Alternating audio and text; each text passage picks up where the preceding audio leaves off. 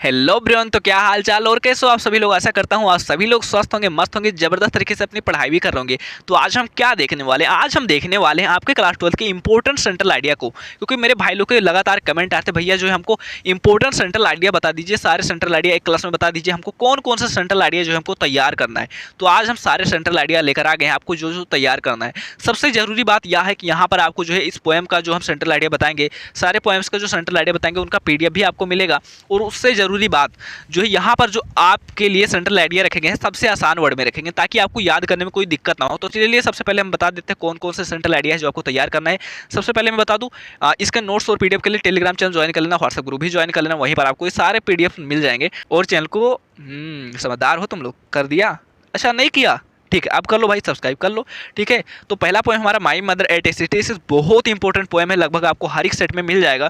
ठीक है, क्योंकि ये जब से एग्जाम होता आ रहा है तब से ये आपके एग्जाम में आता जा रहा है। ठीक है, और ये समझ लीजिए 99% यही आपके एग्जाम में आ रहा है। ठीक है, बाकी 1% के लिए हम इन दो पोएम को देखने वाले हैं, जो कि आपका कीपिंग क्विट और ए थिंग ऑफ ब्यूटी, ये दोनों ही बहुत ज़्यादा इंपॉर्टेंट पोएम है। चलिए देखते हैं अपना सबसे पहला पोएम माई मदर एट 66, जो कि लिखा हमारी इंडियन ऑथर कमला दास ने। सबसे पहले मैं 1 मिनट में शॉर्ट समरी बता देता हूँ, आप सभी लोग रुकना, 1 मिनट में शॉर्ट समरी बता देता हूँ, उसके बाद हम सेंट्रल आइडिया देख लेते हैं ताकि अगर आपने चैप्टर नहीं पढ़ा है तो भी आपको समझ में आ जाए। ठीक है, उसके बाद हम सीधा सेंट्रल आइडिया पर वार करेंगे। तो देखो होता क्या है, इस ये जो पोएम हमारी माई मदर 1866 ये लिखा हमारी इंडियन ऑथर कमला दास ने लिखा है। इसमें वो बताती हैं कि जब वो अपनी मम्मा के साथ बैठकर एक दिन कोचिंग को जा रही होती हैं, गाड़ी में बैठी होती हैं, उनकी मम्मा बगल में बैठकर ऊँघ रही होती है, मतलब आधा नींद में होती है ना, इस तरह सोई रहती हैं। तो उनको देखकर हमारी जो ऑथर हैं कमला दास वो दुखी हो जाती हैं। क्यों? क्योंकि उनको लगता है हमारी मम्मा जो अब ज़्यादा दिन नहीं जिएंगी, बहुत ज़्यादा बूढ़ी हो गई हैं, तो इसलिए वो दुखी हो जाती हैं। और इस अपने दुख को दूर करने के लिए वो बाहर की ओर देखती हैं, बाहर देखती हैं जो हरे भरे पेड़ हैं, है ना, वो जो है दौड़ रहे हैं। ऐसा होता नहीं है, जब हम गाड़ी में बैठे रहते हैं तो हमको ही ऐसा लगता है ना, तो ऐसे ही ऑथर को भी लगता है। साथ ही साथ वो देखते हैं जो खुशहाल बच्चे हैं वो अपने घरों से बाहर निकले। ये सारी चीज़ों को देखकर उनका मन थोड़ी सी देर के लिए, एक क्षण के लिए हरा भरा हो जाता है। लेकिन जब वो फिर से एयरपोर्ट पर पहुंचती हैं, फिर सिक्योरिटी चेक के बाद अपनी मम्मा को देखती हैं, फिर वही बचपन का पुराना दर्द महसूस करती हैं। कौन सा डर? अपनी मम्मा को खोने का डर। लेकिन फिर वो अपने दर्द को छुपाती हैं किसी तरह और अपनी मम्मा से कहती हैं सी यू सून अम्मा, यानी अम्मा मैं तुमसे जल्द मिलूंगी। ठीक है, और इस तरह चैप्टर समाप्त हो जाता है। अब चलिए इसका सेंट्रल आइडिया देख लेते हैं। सेंट्रल आइडिया देखने से पहले मैं आपको बता दूं, सेंट्रल आइडिया जो होता है आपको 40 से 50 वर्ड में आपको लिखना रहता है। ठीक है, ये बात आप ध्यान में रखकर चलना। ठीक है, कितने वर्ड में आपको लिखना है, इससे ज़्यादा ना लिखना और इससे कम ना लिखना। यहाँ पर आपको थोड़ा सा बड़ा दिखाई देगा, पर मैं अभी इसको शॉर्ट करने वाला हूँ।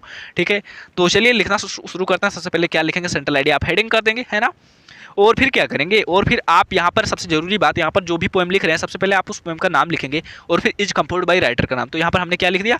यहाँ पर हमने लिख दिया द पोएम, फिर पोएम का नाम माई मदर 1866 इज कंपोज्ड बाय, फिर राइटर का नाम कमला दास। ठीक है, तो हमारे क्या हो गया? The poem my mother 1866 is composed by Kamala Das, यानी जो पोएम हमारा my mother 1866 is composed by रचित है बाय कमला दास के द्वारा। ठीक है, तो जो हमारी कविता है माई मदर 1866 कविता या कमला दास के द्वारा रचित है। क्लियर है इतना? आगे देखो, द पोएम एक्सप्रेस, ये कविता जो है वर्णित करता है या वर्णन करता है the feeling of her daughter, एक पुत्री की एक बेटी की फीलिंग को। तो जो कविता है हमारा ये एक पुत्री की एक बेटी की फीलिंग को बताता है।